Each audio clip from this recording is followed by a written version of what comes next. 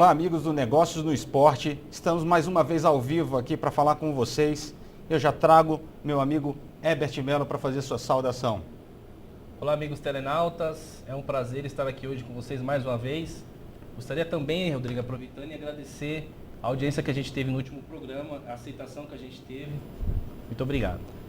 É isso aí. E hoje para o nosso programa nós trazemos um convidado ilustre, Vinícius Paiva, do blog Teoria dos Jogos do Globoesporte.com. O Vinícius ele é bacharel em economia, especialista em marketing esportivo. Ele escreve e já escreveu para diversos sites e portais que falam sobre esporte. É um pesquisador, né? E está aqui hoje com a gente para tratar sobre gestão e marketing esportivo. Seja bem-vindo, Vinícius. Prazer tê-lo aqui. Obrigado, Rodrigo. Obrigado, Herbert. Obrigado pela oportunidade, pelo convite. É uma honra fazer parte aqui desse programa novo que já está dando o que falar. Maravilha, Vinícius. Eu queria que você já iniciasse falando então um pouquinho do seu blog, né? O seu blog tem tido muito sucesso, a gente tem visto até alguns temas polêmicos, né? Envolvendo pesquisas de torcida, patrocínios esportivos. Então eu gostaria que você falasse um pouquinho, uma breve introdução do que é o Teoria dos Jogos e qual o objetivo dele, qual o objetivo do Teoria dos Jogos e o que ele influencia na questão do marketing. Vamos lá, Vinícius, por favor. Bom, o blog Teoria dos Jogos ele veio para preencher uma lacuna de um torcedor que é verdadeiramente apaixonado por futebol e por pesquisas de torcida. Muitos blogs repercutem, muitas colunas, sites repercutem questões relacionadas à pesquisa de torcida toda vez que a pesquisa é divulgada, grandes pesquisas de grandes institutos. Mas não havia até então um blog cuja finalidade específica era tratar da questão das pesquisas de torcida. O blog Teoria dos Jogos ele tem esse intuito. Eu, na própria descrição do blog, me coloco como um pesquisador de pesquisas. Ou seja, eu procuro tratar 50% da temática relacionada às pesquisas de torcida e 50% nos assuntos de marketing esportivo em geral. E as grandes pesquisas nacionais, as pessoas estão um pouco cansadas de conhecer a configuração das massas. Então todo mundo sabe no Brasil, Flamengo, Corinthians, São Paulo, Palmeiras, Vasco, todo mundo conhece como são as torcidas no estado de São Paulo, Rio Grande do Sul, Minas Gerais e assim por diante. Mas num país de dimensões continentais e de característica plural no tocante às torcidas, eu achei que faltava uma abordagem mais específica, mais regionalista. Entendi. Perfeito. Entendendo, você pega uma pesquisa e faz uma pesquisa em cima dessa pesquisa. Na verdade, no começo do blog, eu pegava pesquisas pré-existentes. O objetivo era compilar, ou seja, se eu quero saber sobre pesquisa de torcida, onde que eu vou procurar na internet? No blog Teoria dos Jogos. Então, no começo... Você compilava todas as pesquisas? Compilei tudo que havia. Um único blog. Com o nome do blog se difundindo e a coisa toda, eu passei a conseguir produzir conteúdo. Não diretamente, porque eu não produzo pesquisas. Isso é um projeto que já era antigo, né, Vinícius? Antigo. Não é um projeto recente. Eu lembro que há um tempo atrás a gente conversou, isso antes de você escrever para o Globo Esporte, e você comentava comigo sobre essa sua, primeiro, vocação e, segundo, essa sua necessidade de externar essas pesquisas, né? E a falta de pesquisas que você falou, regionais, que falassem um pouquinho diferente do que todo mundo já viu, né, Vinícius? É verdade. Antes de entrar, eu estou no Globoesporte.com desde setembro de 2011. Antes do Globoesporte.com, eu escrevia em alguns blogs e tinha o intuito de lançar um site justamente que fizesse a compilação que eu citei aqui. Por sorte, eu tive o convite do Globo Esporte, o maior portal esportivo do Brasil, que é uma grande honra, e abortei. Né? Vou colocar, então, lá no Globo Esporte. Como eu estava dizendo também, a questão da pluralidade das torcidas no Brasil vem das dimensões continentais do país. Então você tem alguns estados que verdadeiramente são variados de acordo com a região que você pega. Um bom exemplo é Minas Gerais. Você tem a região da Meiuca ali, de Belo Horizonte e em torno, que torce para Cruzeiro e Atlético. Você tem a região da Zona da Mata e norte de Minas Gerais e um pouquinho até do Triângulo Mineiro, torce por clubes do Rio de Janeiro, em grande massa. Regiões do sul de Minas, do Triângulo Mineiro e outras regiões do estado, torcem majoritariamente para clubes de São Paulo. Então, as pessoas conhecem a configuração de Minas Gerais, mas não conhecem a configuração de Ubá, a configuração de Juiz de Fora. Estou falando algumas cidades até que eu ainda não consegui, mas de Ipatinga. É tão difícil conhecer que até mesmo você não chegou ainda lá, né? É difícil. Porque não tem massa, né? A pesquisa é alguma coisa que primeiro tem que ser produzida, tem que ter um foco, tem que ter uma equipe, tem que ser toda uma análise envolvida, e isso não é qualquer lugar que tem hoje, né, Vinícius? Eu acho que para você ter uma pesquisa não basta querer sair na rua fazendo perguntinha, não é isso? É isso mesmo, tem que seguir todos os critérios de uma pesquisa quantitativa e que segue métodos estatísticos e tal. Hoje o blog Teoria dos Jogos, ele produz material no sentido de que ele oferece uma parceria para os institutos de pesquisa. Então eu chego e falo para o instituto, se você me fizer uma pesquisa, seguindo todos os padrões, e me oferecer para publicação em caráter exclusivo, eu lhe ofereço a visibilidade. Coloco o link do instituto. Entidade. Perfeito. E assim, o blog Teoria dos Jogos há mais de um ano vem produzindo material novo, ou seja, cidades que nunca tinham sido pesquisadas anteriormente, elas hoje estão, você conhece a configuração das torcidas. E por que isso é importante? Porque as torcidas têm completa relação com a questão do marketing esportivo. O torcedor é um consumidor. Exatamente. Então, agora, é o foco, né?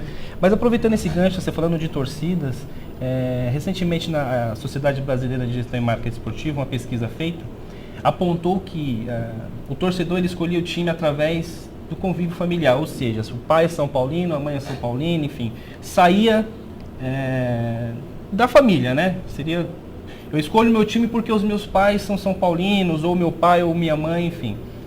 Queria entender com você o seguinte, em algumas regiões do país, a pessoa escolhe o time de outro estado. Por exemplo, eu moro lá no Espírito Santo, mas eu torço para o Ituano da 2ª divisão de São Paulo, por exemplo. Um pouco difícil, mas pode acontecer. Pode acontecer. Mas algo inusitado. O que leva essa pessoa a não escolher o time dali da família, por exemplo, colocar dessa forma? Ou da região que está mais próximo, né, no caso? Sim. É uma série de fatores que, inclusive, foi contemplada na pesquisa da Sociedade Brasileira. Já apontou isso. Né? Eu coloco hoje, porque de uns anos para cá, aconteceu no Brasil o que eu chamo de o advento da era do marketing esportivo. Uhum. Né? Isso não acontecia antigamente. Eu acho, isso é minha opinião, não tenho nenhuma base científica, que na virada da década de 90 para o 2000, as questões do marketing esportivo chegaram no Brasil com algum atraso com relação à Europa e Estados Unidos. Até isso acontecer antigamente, havia muito essa questão, as torcidas eram um tanto quanto estáticas. Anos a fio você tinha aquela mesma configuração. E nesse sentido, o caráter familiar de passar um clube de pai para a paixão pelo clube de pai para filho, ela tinha uma importância muito grande. Continua tendo, tanto é que a pesquisa de vocês apontou isso. Só que eu acho que essa questão ela está cada vez perdendo mais força.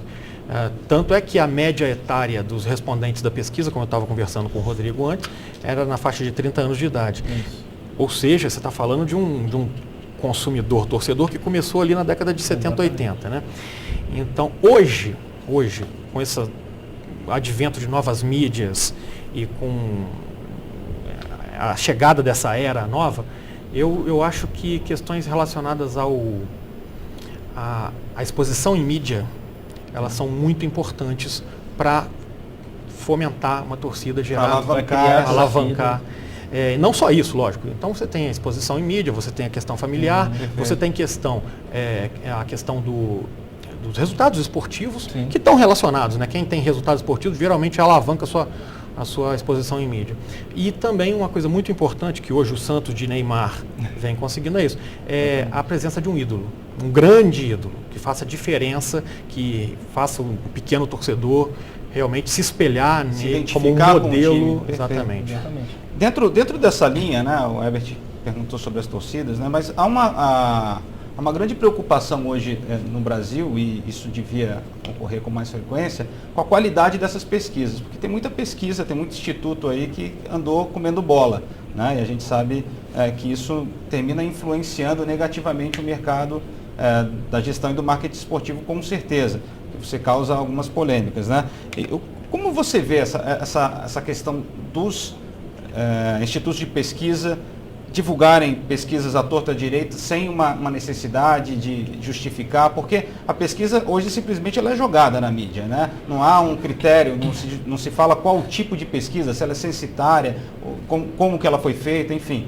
O que você acha disso e qual a preocupação que você tem sobre as suas pesquisas, quando você faz essas pesquisas, quando vai divulgá-la, né, para validá-las de fato?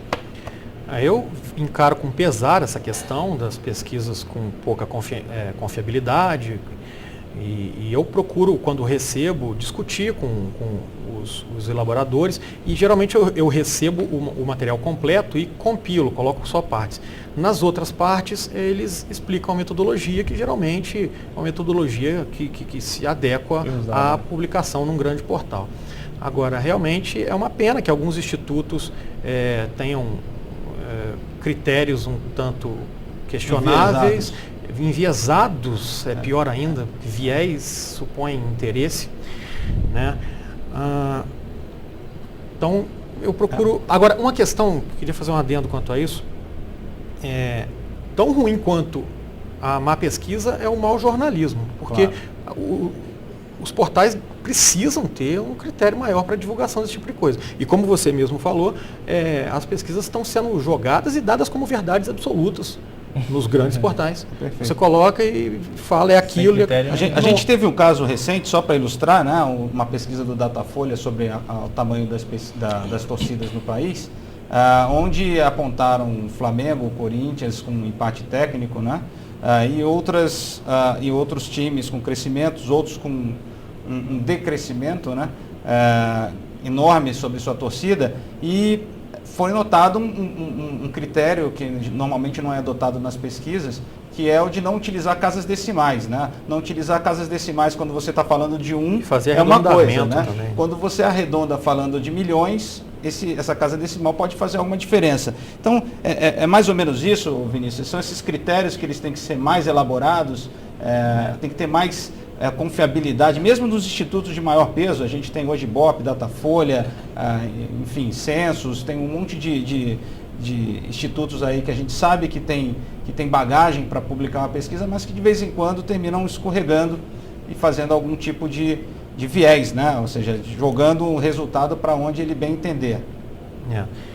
Essa questão do Datafolha foi bastante controversa, foi uma pesquisa divulgada. Eu acho que começou errado por aí, com um timing ruim, ou seja, ela foi divulgada na véspera da final do Mundial Interclubes entre Corinthians e Chelsea, dando conta de que havia um empate entre as torcidas, sendo que as torcidas são algo extremamente estático ao longo do tempo, e em um ano conseguiram diminuir a diferença de milhões de torcedores para nada, e aí rolou realmente um questionamento muito forte. O próprio Instituto depois ele atendeu as demandas e deixou de expor os números apenas arredondados, colocou as casas decimais, mas entra em outras questões que o próprio Instituto não esclareceu. É claro que é um grande instituto, um dos maiores do Brasil, um dos mais importantes, não cabe a nós questionar a credibilidade, mas faltou abrir algumas coisas com relação à amostragem, à distribuição amostral. Em que cidades foram feitas a pesquisa? Nós vamos para um intervalo comercial e já voltamos rapidinho com Vinícius Paiva, Herbert Melo e Rodrigo Fortuna.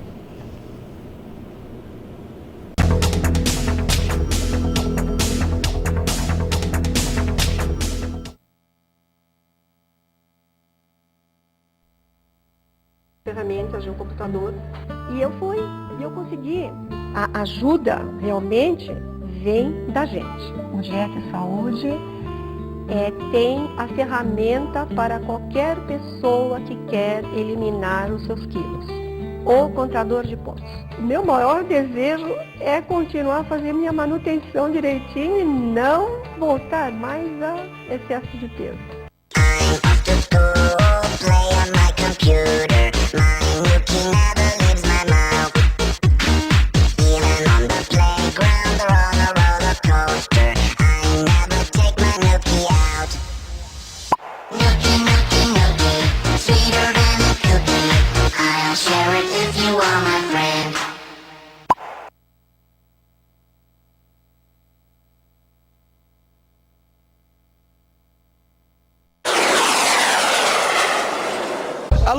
galera, eu sou o Luan Santana e eu também tô aqui na TV ABCD. É nóis, valeu!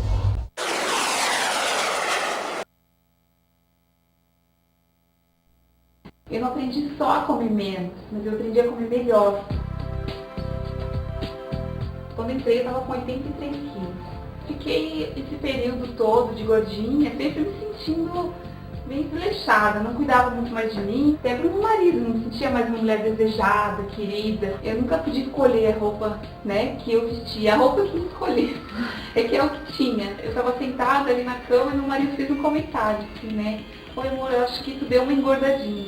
Nossa, daí assim foi a gota d'água, assim, não, agora eu vou entrar. No outro dia já eu fui, me inscrevi no programa e comecei. Antes de dieta e saúde, a dieta para mim sempre foi vista com maus olhos, porque era restrição.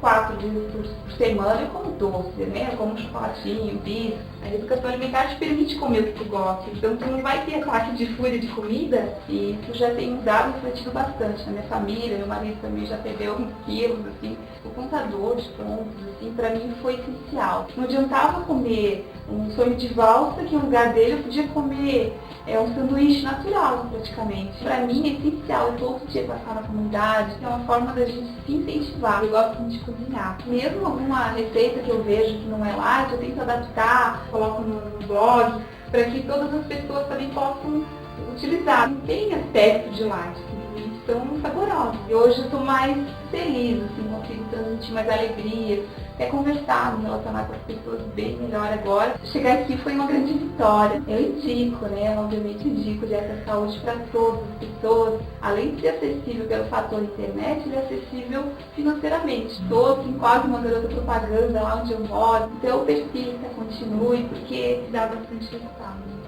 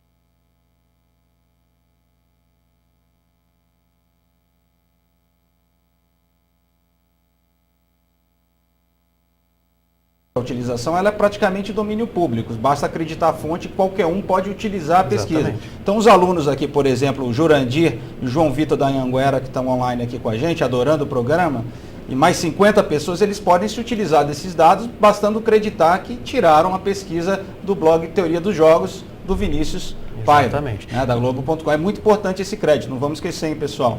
Mas é isso, né, Vinícius? também uma vez que ela está ali... Fazendo um parênteses, né, porque já pegando o gancho, Claro. tá? Tem as pesquisas também, que foi feito na Sociedade Brasileira também, que também pode ser usada.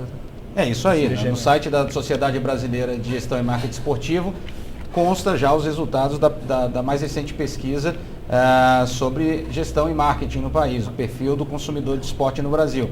Depois deem uma acessada lá, www.sbgme.com.br. Mas voltando aqui com o Vinícius, né, Vinícius? Fala aí pra gente. Perdão, era para não perder o gancho, porque o Herbert falou da questão dos departamentos de marketing, né? Como que eles podem fazer uso desse tipo de material. Eu posso dar um exemplo fático, que seriam, por exemplo, uma rede de lojas de franquias que venda material esportivo dos clubes. Vamos voltar a Minas Gerais. Eu adoro o exemplo de Minas. Não sou mineiro, minha família mas eu gosto muito do exemplo. Você tem, por exemplo, um corintiano em Minas Gerais, no sul de Minas, que se divide ali entre o sul de Minas e o Triângulo Mineiro. E ele interessado em abrir uma loja da franquia Poderoso Timão, que é um sucesso, né? Um case de sucesso na questão do franchising dos clubes. Por um acaso ele se divide entre duas cidades, nasceu em uma, trabalha em outra. Entre duas cidades do mesmo porte, qual das duas ele escolheria? Duas cidades cuja torcida corintiana seja bem difundida. Então, como é que ele vai conhecer a demanda de consumidores para que possa maximizar a sua escolha? As pesquisas estão aí para esse tipo de coisa. Então, se o material que ele pretende comercializar for mais direcionado a um público jovem, ele tem que se basear na configuração de torcidas por faixa etária. Nas faixas etárias mais jovens, ele vai escolher uma cidade em que a torcida corintiana esteja aumentando entre os torcedores mais jovens. Se o objetivo dele for comercializar produtos com maior valor agregado, então ele vai se basear na tabulação por renda. Sim. Que nós temos lá todas as faixas etárias, as faixas de renda dos torcedores, dos consumidores. Então, eu acho que esse tipo de coisa ela é imprescindível para o sucesso do negócio. Quando você simplesmente faz uma coisa por paixão, eu vou abrir na minha cidade, eu sou corintiano, você sabe se a torcida do Corinthians ela é grande o suficiente, consumidora o suficiente e cresce o suficiente de modo que o seu negócio seja sustentável no longo prazo? Então, eu creio que esse tipo de informação é imprescindível. Agora, é o que usa no estudo de viabilidade quando você vai abrir determinado negócio. Né? A pergunta, né, Vinícius, que não quer calar é o seguinte: existe marketing sem pesquisa? Você acha que é possível fazer marketing sério sem pesquisar antes, sem saber aonde você está pisando, Vinícius? Não, absolutamente não. Pesquisa de mercado é tudo. Onde você vai mapear seus consumidores? Não existe. Você pode fazer até um trabalho, mas aí o próprio feedback que você vai ver que está acontecendo é uma maneira informal de se pesquisar. Mas você não pode viver de informalidade. As pesquisas são absolutamente imprescindíveis para o... Sem dúvida. E me diz uma coisa, você fez a sua pergunta, Herbert? Eu ia entrar numa questão de clubes, né? Porque recentemente nós tivemos aí a mudança da diretoria do Flamengo, né? E da diretoria do Palmeiras, agora na última semana, e hoje o Brunoro assumiu como diretor executivo. Você acha que que o Brasil hoje está chegando numa gestão profissional? E eu te falo numa gestão profissional, que é o que a gente vem sempre falando, vem sempre teclando, na questão de gestão, né? E hoje o Brunoro, por exemplo, ele assumiu o Palmeiras como diretor executivo, né? Um cargo que geralmente você tem grandes empresas e multinacional, e hoje aderiram isso ao Palmeiras, que eu achei super interessante. E o que você acha disso? Você acha que a gente está começando a chegar numa gestão profissional? Acho que o exemplo desses dois clubes ele é excelente, e meu único medo, meu único receio é que sejam casos isolados. Eram dois clubes que estavam no fundo do poço, então não tinha mais para onde descer. Então reagiu-se e, de fato, a nova diretoria do Palmeiras me parece bastante bem intencionada e conhecedora. O Brunoro é um dos grandes profissionais históricos do mercado brasileiro. Aliás, ele fazia marketing esportivo antes do que eu falei aqui, do advento do marketing em massa no esporte. E o caso do Flamengo é um verdadeiro case. Você, em muitos clubes você tem profissionais pontuais com o caso do Palmeiras, não sei se é tão pontual assim, mas é o Brunoro. Também, mas está recente, né? Hoje eles estão assumindo, provavelmente vão buscar alguma coisa nesse sentido. Já assumiu hoje também o gerente de futebol, que eu não lembro o nome, mas que é gestor também, veio com... Isso é excelente, gestão, né? certamente. Fazer gestão. Né? Certamente o Palmeiras vai se beneficiar disso. Você acha que então que os times acordaram para a realidade? Quer dizer, os times estão começando a entender que se não se organizarem, se não tiverem uma gestão eficiente dos seus processos, se não tiverem antenados com o mercado, eles tendem a fracassar? Quer dizer, você acha que, por exemplo, uma gestão ela tem um impacto, ela traz bons contratos, uma boa gestão ela traz bons contatos de patrocínio, material esportivo, por exemplo? Você acha que a gestão ela vai ajudar nisso? Sem sombra de dúvidas, e retomo o caso do Flamengo.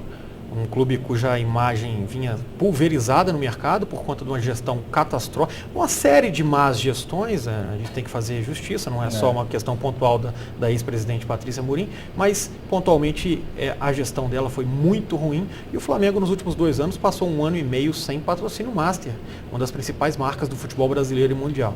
Então, com o advento dessa nova diretoria baseada em princípios de gestão do mais alto nível, o Flamengo já arranjou patrocínio, novo fornecimento de material esportivo e está com diversos outras implementações de processos em andamento, de modo que não é uma bobagem se pensar no Flamengo novamente como um grande do futebol brasileiro dentro e fora do gramado. Isso só aconteceu por conta disso que você citou, Rodrigo, porque se pensou gestão, se pensou seriedade e profissionalismo no futebol e nada foi feito ainda. Na verdade, é o início de um trabalho. Quer dizer, só de mudarem as caras, colocarem pessoas conhecidas de mercado, com gabarito já profissional de anos, né? Isso já mudou totalmente a cara. Né? Chega a ser impressionante, não é, Vinícius? O fator pessoa por trás do negócio já fazendo resultados antes mesmo que se faça qualquer coisa de gestão.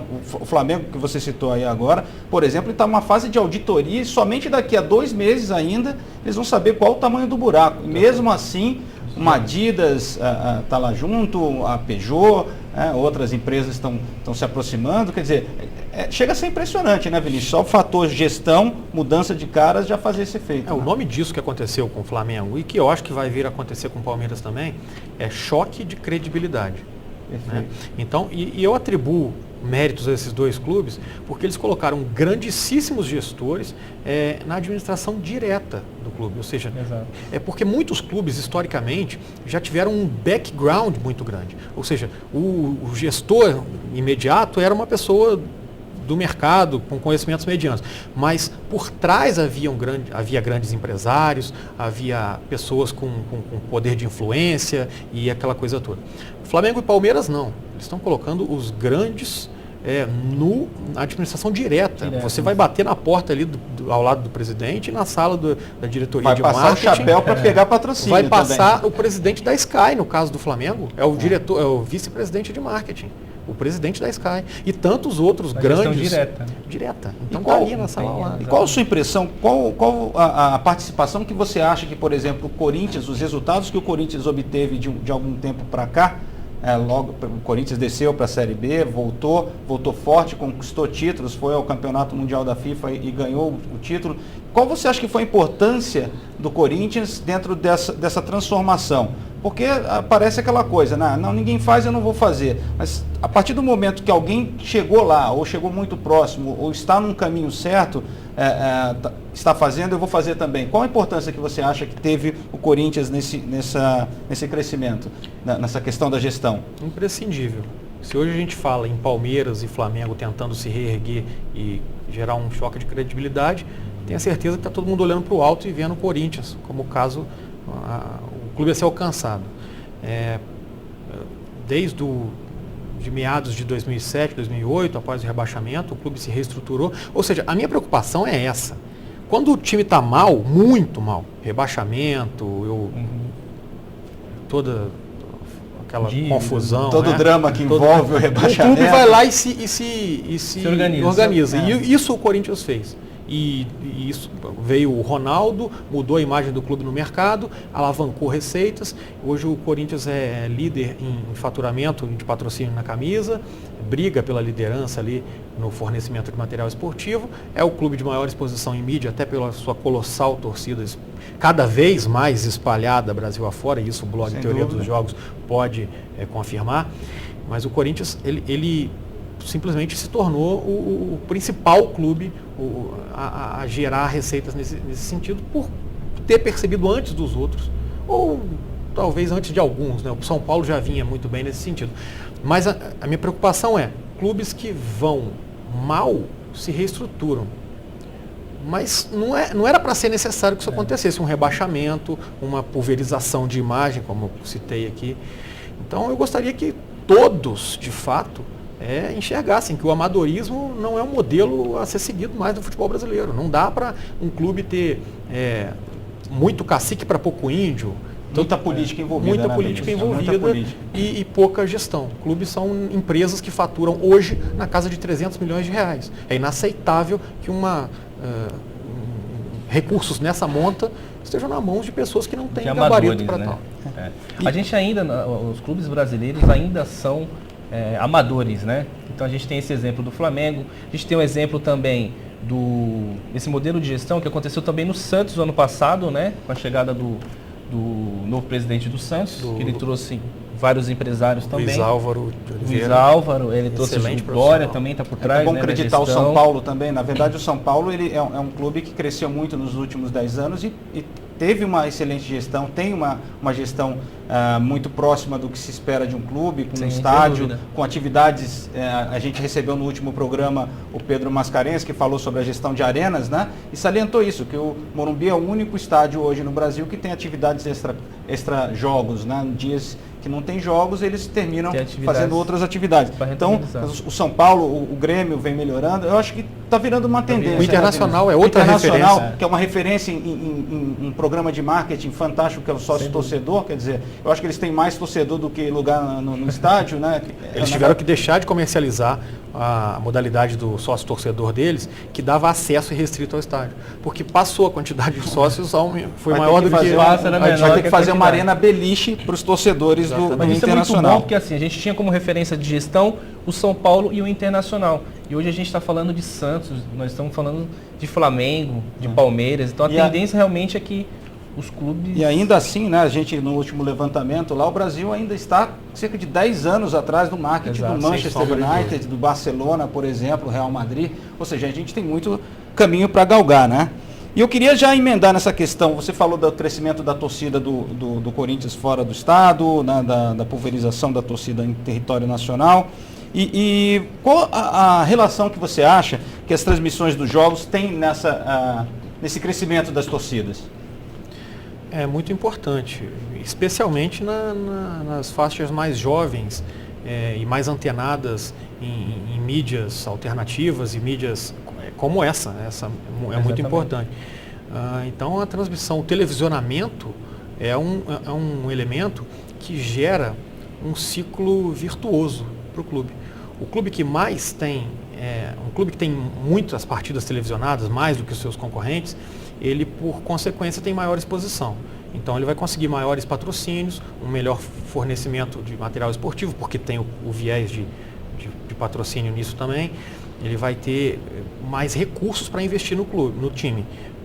Dessa forma, os resultados esportivos vão acontecer e o clube vai atrair ainda mais a mídia. Ou seja, é um ciclo que se alimenta. É uma vitrine, né? É uma vitrine. E nesse ciclo, o torcedor ele abrange o torcedor. Novos torcedores querem torcer para um clube vencedor, um clube que se atrela a esse tipo de conceito de ser vitorioso. As novas gerações são ainda mais afeitas a isso. Né? Eu creio que as mais antigas se baseassem mais naquela questão da família. As novas gerações, elas... Vou pedir licença para vocês, a gente precisa entrar nos intervalos comerciais e voltamos já com o Negócio do Esporte, Vinícius Paiva e Herbert Mello.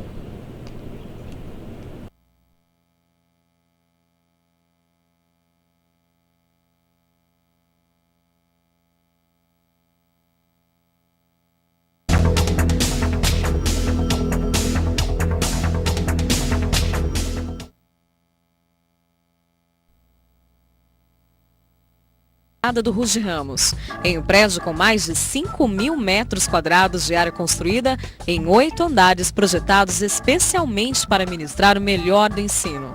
Contamos com equipamentos e materiais didático-pedagógicos de última geração. Possuímos laboratórios de informática, robótica, química, física, ciências e biologia bem equipados. Salas de multimídia e de artes, cantina, biblioteca, playground interno e externo, museu histórico e quadra poliesportiva. A coordenação pedagógica e a equipe de professores são preparados com cursos de graduação, pós-graduação e cursos específicos, garantindo aos alunos alto grau de aproveitamento escolar. Colégio São Carlos, há 35 anos modificando gerações. Acesse www.escolasaocarlos.com.br.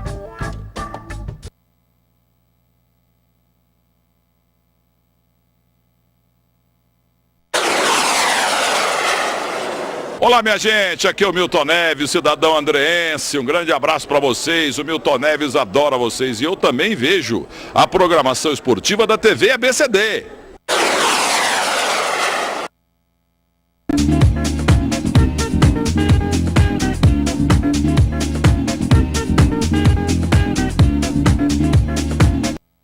As histórias que eu via no Dia de Saúde me inspiraram, e agora eu sei que é minha vez de inspirar outras pessoas que ainda não fazem parte dessa comunidade. No Dia de Saúde você tem duas opções, seguir os cardápios sugeridos ou montar as suas próprias refeições. No início eu usava os cardápios sugeridos. Com o tempo eu aprendi a me alimentar e passei a criar as minhas próprias refeições no contador de pontos. Com isso eu ganhei liberdade nas escolhas. Eu focava só na alimentação. Mas eu percebi a força da comunidade quando fiz meu primeiro post e recebi muitos comentários. Isso é muito motivador. Eu sempre postava para desabafar nos momentos de crise Pac-Man. E todo mundo me motivava. Isso foi o que mais me ajudou no processo. Eu ficava horas na academia e nada disso ajudava no emagrecimento. Eu percebi que nem precisava tanto assim. Que era só controlar a alimentação e ser ativa fisicamente. Consegui até dar mais atenção para minha família, porque faço só o necessário, sem excesso. Emagrecer me fez perceber que a diversão não está limitada a sair para comer. Eu tirei o foco da comida e passei a viver muitas outras coisas. Depois do Dia de Saúde, eu passei a dançar. Eu estou aprendendo samba, forró e zouk. Eu saltei de paraquedas, fiz rafting e até tentei aprender a surfar. Eu não teria feito nada disso sem o Dia de Saúde.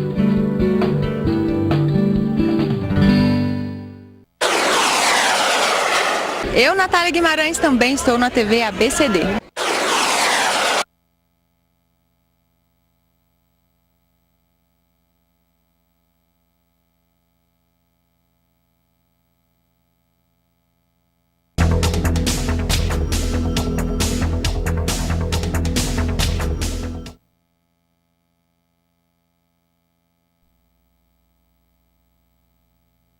Eu vou passar aqui o pessoal que está no nosso chat online, mandar um abraço para o Vinícius de Umuarama, o Dinho de Vitória da Conquista, o Juninho do Rio de Janeiro, o Júnior de Barretos, o André Oliveira pedindo a volta do Mezenga para o Flamengo. Nossa Senhora. Esse André Oliveira. Luana de São Paulo, Gilmar de Campinas, viva o nosso timão, diz o Gilmar. O Roberto Moura. O Roberto Moura, inclusive, ele fez aqui uma citação, né, falou que a gente praticamente leu a pergunta dele. Ele estava falando com a questão do Palmeiras ir para a segunda divisão e se isso vai fazer com que ele tenha uma elevação publicitária como o Corinthians. Você acha possível fazer isso? Você acha que, guardadas as devidas proporções, até pelo tamanho de torcida, isso pode acontecer, Vinícius? Bem breve essa. Eu acho que pode acontecer, mas não deveria ser rebaixado para acontecer, entendeu? Então os clubes deveriam enxergar que o caminho não precisa de um trauma tão grande, porque é um trauma de imagem. Até um tempo atrás, inclusive, o valor do televisionamento caía pela metade. Agora eu não sei se está acontecendo. Se isso estiver acontecendo, o Palmeiras vai ter um baque muito grande nas suas finanças. Então, caixa, né? Exatamente. Se não estiver acontecendo, ou seja, eu confesso que eu estou na dúvida quanto a essa questão. Se o Palmeiras conseguir o valor integral da televisão na Série B, ele pode realmente alavancar suas receitas. Guardadas as devidas proporções, ou seja, com uma gestão eficiente, com marketing de resultados, ele vai conseguir realmente atingir um patamar. Não necessariamente significa ganhar a mesma quantidade de dinheiro, a mesma quantia que os times como Flamengo e Corinthians ganham, mas isso significa que ele vai galgar mais espaço na mídia e, consequentemente, vai aumentar a sua torcida e vai ter mais retorno sobre isso. Obrigado, Roberto Moura, pela sua participação. Tem mais uma pergunta aqui. Perguntando também se o Corinthians é o clube mais rentável na área de marketing, né? E se existe outro time no Brasil que possui esse potencial. Acho que você até já respondeu, mas vamos passar aqui a pergunta do Vitor, né? Se o Corinthians é o mais rentável e quais os outros que têm grande potencial para fazer dinheiro com o marketing esportivo? Como o Corinthians, só o Flamengo. O Flamengo, de fato, é um gigante adormecido. É a maior torcida do Brasil e aí muita gente fica brava. Corintianos ficam bravos comigo quando eu falo isso, mas eu não falo por mal, falo por baseado em outras coisas são. Mas o Corinthians é a maior torcida do estado mais rico, então eles se equivalem nesse sentido. Agora, clubes como São Paulo, Palmeiras e Vasco têm um quantitativo de torcedores vultoso e nacional, espalhado em regiões também de alto poder aquisitivo e que tem realmente, clubes como esse conseguem vender 500 mil de camisas por ano, são números muito impressionantes. Que é difícil alcançar, né? Quer dizer, o marketing ele também tem o seu limite dentro do próprio potencial do mercado dele. O mercado do Palmeiras é o tamanho da sua torcida, o do Flamengo do tamanho da torcida dele. Isso vai aumentando ou diminuindo de acordo com os resultados, né, Vinícius? Ou seja, eles podem crescer também, podem aproveitar a lição e não voltar mais para a Série B, né? Porque um time com a tradição do Palmeiras realmente não deveria estar na Série B. Mas aí entra a competitividade do campeonato, que a gente vai até ter um gancho aqui para uma questão mais adiante. Mas aí o Brasil é complicado, né? Mas a falta de organização é que leva a isso, né, Vinícius? Nada é por acaso, quer dizer, de 20 clubes, 4 caem e um grande está lá, né? A coisa não pode ser por acaso, né? Então, é o que a gente Falta sempre gestão, fala né? aqui. Sem uma gestão eficiente, nenhuma empresa vai para frente. O clube não é diferente, os clubes não são diferentes. Eles têm que fazer com que o clube gere dinheiro, não se divide, pague seus impostos e com isso consiga obter resultados. Eu vou fazer mais uma pergunta aqui do pessoal que está aceso aqui. O Paulo está perguntando se realmente seria possível a Fly Emirates patrocinar o Flamengo. Você acha que é possível? Ele está perguntando a Fly Emirates? Fly Emirates. É quase Fly, não, é Fly Emirates. As pessoas elas confundem, né? O Fly é o voo e Gol, igual o site. Isso, Fly, eu estou fazendo inglês, propaganda aqui, desculpe, mas precisei. Possível né, Vinícius? Possível mas não é não. Não é porque a Emirates, ela é uma empresa que não tem linhas regulares no Brasil suficientes a ponto de compensarem um aporte em mídia, em marketing, de 15 milhões de reais ano. Perfeito. Para ter um pedaço da camisa, no caso do Flamengo, que é um rodízio. Eu vou pegar o produto dela aqui dentro do Brasil. Olha aqui, tem um pessoal perguntando, o Dinho aqui de Vitória da Conquista, perguntando se a gente divulga peneiras aqui em São Paulo. Se tiver alguma peneira, quiser divulgar alguma coisa, manda lá para o nosso e-mail, eventos@sbgme.com.br, que o pessoal lá da sociedade pode te ajudar com isso. O Juninho está levando para o lado regional. Então, qual o melhor gestor de futebol, paulista ou carioca? Tem disso? Tem. Tem? Isso e quem são hoje os melhores gestores? Paulistas, sem sombra de dúvida. Até pelos títulos. Apesar, né, que nos últimos anos veio o Flamengo, veio em ganhos de título. O futebol carioca reagiu, mas às vezes, por exemplo, o Flamengo tinha uma gestão apenas razoável quando foi campeão brasileiro com um golpe de sorte também. Um clube do tamanho do Flamengo consegue ser campeão brasileiro com um golpe de sorte. Um clube menor não vai conseguir. Mas não foi por conta de uma moralização, de uma melhor gestão. O Fluminense é um caso muito à parte, vai demorar um programa aqui para que só para tratar do caso o caso Fluminense e Unimed é uma cogestão que praticamente a empresa é dona do clube e coloca dinheiro como clube algum coloca, como se fosse o maior patrocínio do Brasil do Fluminense. É estranho, né? Porque não chega a ser a 10ª torcida do Brasil. Então, esses valores no mercado, eles não seriam atingidos se a parceria fosse regida por ditames de mercado.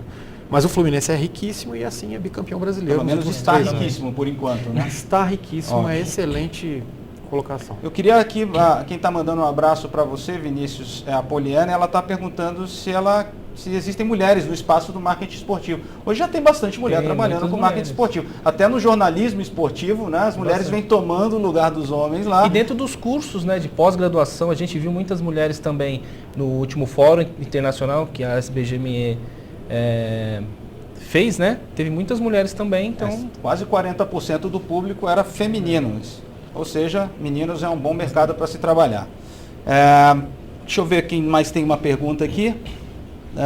Meu filho está jogando muito, tem diversos olheiros interessados, mas todos mal intencionados. Como é que eu faço para saber se o empresário é honesto? Essa pergunta é boa, né? Faço a menor ideia. Olha, não dá para saber, né, Vinícius? O que a gente pode falar para você é que você pode também enviar um e-mail lá para a Sociedade Brasileira de Gestão e Marketing Esportivo. A gente pode tentar te encaminhar e te dar algumas dicas para você conseguir chegar em alguém que tenha responsabilidade, que vai tratar seu filho como merece. Mas aproveitando, como eu trabalhei com futebol de base e entendo um pouquinho disso daí, o interessante é nunca assinar os contratos, né?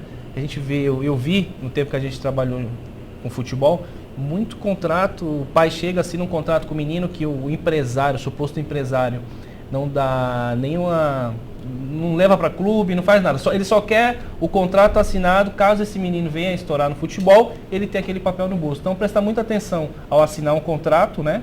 E o interessante mesmo é ir direto no clube, tem as peneiras, os clubes fazem essas peneiras. Legal. E tá aqui o pessoal da Bradier também, pedindo pro Herbert mandar um abraço. Estamos junto com vocês aí do Negócio no Esporte. Galera, legal. Pessoal da Bradier Futebol Clube, parabéns. Pessoal que tem, é um time de futebol, Bradier Futebol Clube. E vem ganhando aí várias partidas, parabéns aí. Ontem ganharam o festival nos pênaltis, né? E foi muito legal, fiquei muito feliz, fiquei sabendo depois do resultado. Mas parabéns para vocês. Legal. Continue divulgando aqui. É isso aí. Obrigado a todos pela grande audiência do programa. Esperamos contar com vocês em todos os programas. Herbert, você tem mais alguma pergunta para o nosso amigo, nosso convidado Vinícius Paiva? Tenho sim.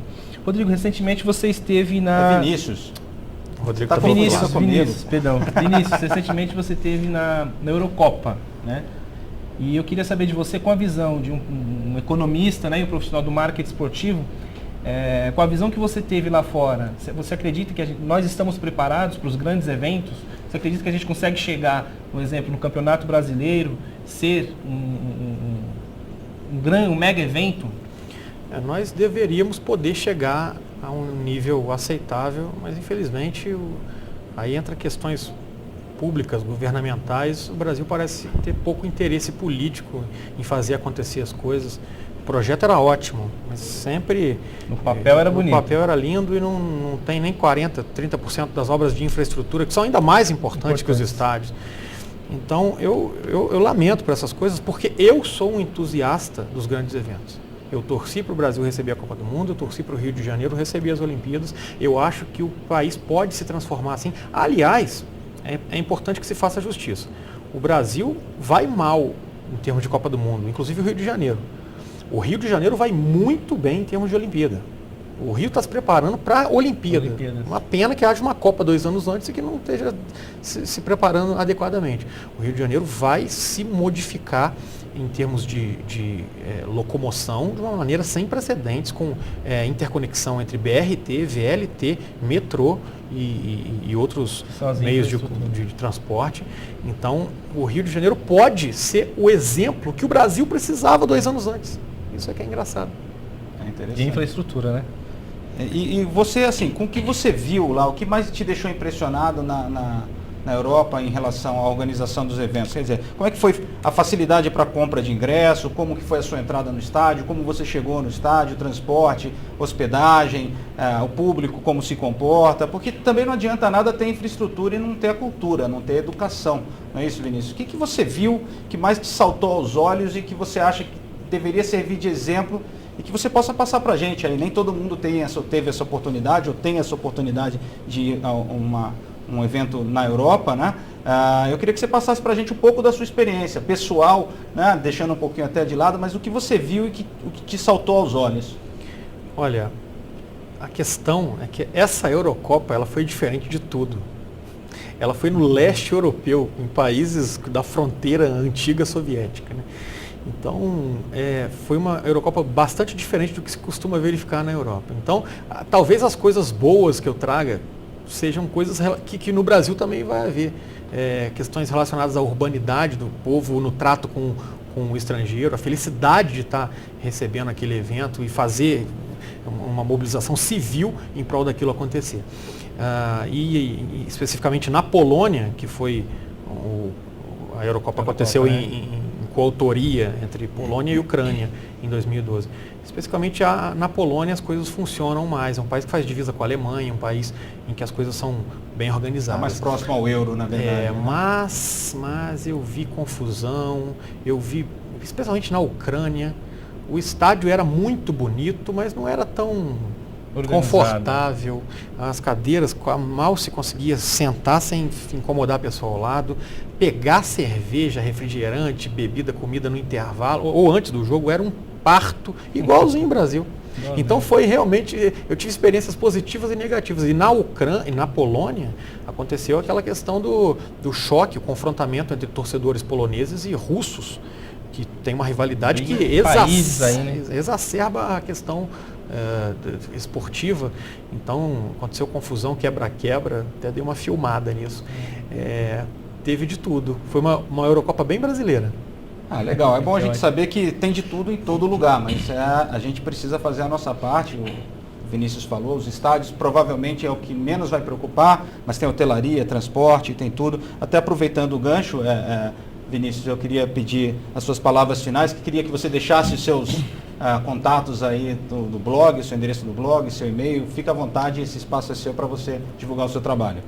Eu gostaria de agradecer a todos que acompanharam o programa Negócios no Esporte, que interagiram com a gente no chat do programa, e gostaria de convidá-los a conhecer, caso você não conheça, o blog Teoria dos Jogos. Ele fica hospedado no Globoesporte.com, na seção de colunistas de opinião, né? Você pode fazer esse acesso direto ou indireto, coloca blog Teoria dos Jogos no Google.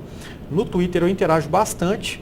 Até quem critica e xinga, eu dou uma interagidazinha. Só não pode pegar tão pesado. Tem pode gente falar o Twitter. O meu Twitter é @vpaiva_ge. GE de Globo Esporte. vpaiva_ge, Vinícius Paiva. A gente está sempre lá interagindo com a nossa audiência, que no final das contas é o que interessa. Sem vocês, a gente não consegue. Não tem marketing esportivo. Não tem marketing esportivo, não tem consumo, não tem blog, não tem nada. Né? Muito bom. Queria pedir também ao Herbert as palavras finais. Herbert, obrigado mais uma vez por estar comigo aqui co-apresentando esse programa. É sempre um prazer ter o Herbert, presidente da Sociedade Brasileira de Gestão e Marketing Esportivo, aqui com a gente. Suas palavras, Herbert. Estaremos aí nos próximos programas também. Gostaria de agradecer a sua presença, Vinícius, foi muito importante hoje. A gente conseguiu tirar bastante dúvidas, né? Teria que ter mais uma hora aqui para a gente fechar. Agradecer os telenautas, as pessoas que acompanharam, e podem acompanhar no nosso blog e no nosso site tvabcd.com.br, toda segunda-feira às 20 horas. E se você ficou com alguma pergunta pendente, se você ficou com alguma dúvida, entra lá no nosso Facebook, né? E na nossa página www.tvabcd.com.br, faça a sua pergunta, nós vamos ter prazer em responder para vocês. Vou deixar também o meu Facebook, é fortuna.rodrigo, meu Twitter, @rodfortuna. O Herbert, você deixou o seu? Tem, não deixei. No Facebook é ADM, siga, facebook.com/siga Herbert Melo, é o Facebook, e tem o Twitter também, que é /ADM_Herbert Melo. O blog Teoria dos Jogos também está no Facebook. A Teoria dos Jogos no Facebook também. Tá, só o pessoal pode lá procurar. Vai estar linkado também no nosso Facebook. Eu queria agradecer e esperamos vocês no próximo programa, todas as segundas ao vivo, às 20 horas, aqui na TV ABCD. Aquele abraço.